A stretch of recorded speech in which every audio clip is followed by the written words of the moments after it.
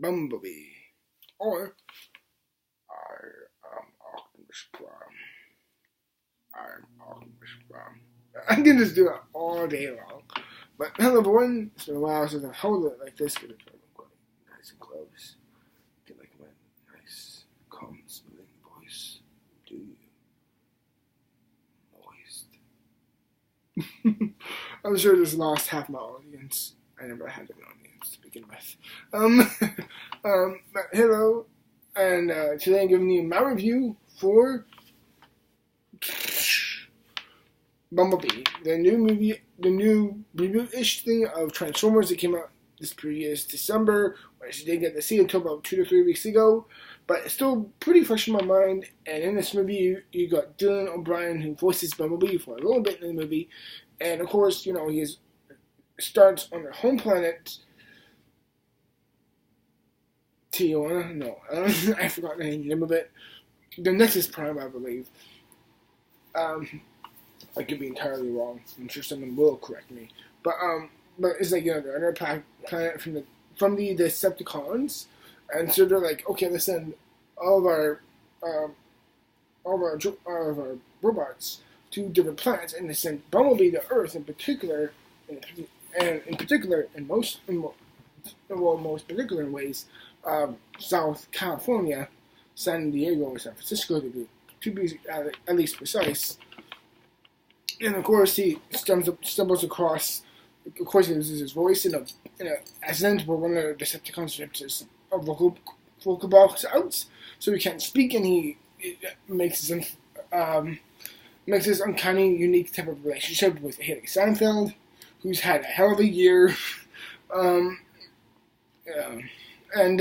You know, they have to create a bond.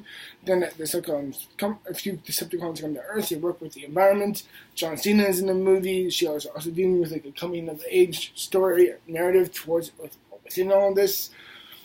And this is easily the best Transformers movie, which isn't saying much, to be honest, because they're not good movies, to be very frank.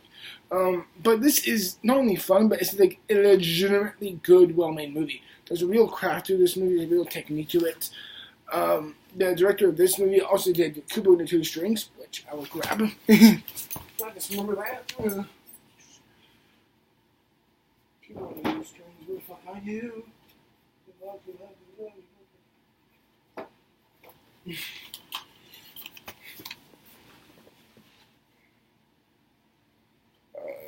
Here it is. Just allow myself to flex. Because it's the same director of the Kubo and the Two Strings. And this is like a legitimately really nice, fun baby movie that's really clever, really interesting, well made.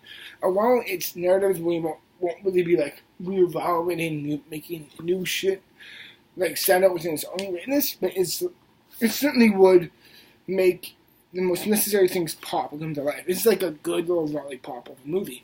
Its vibrancy really sticks out. There's a coming-of-age narrative that really sticks true and close to Haley Steinfeld's character, where she grows with the course of Bumblebee, and the boy, this movie who she develops like a relationship with, which I gotta say I secretly really kind of loved, which is a strong thing to say that I loved it, but I really did.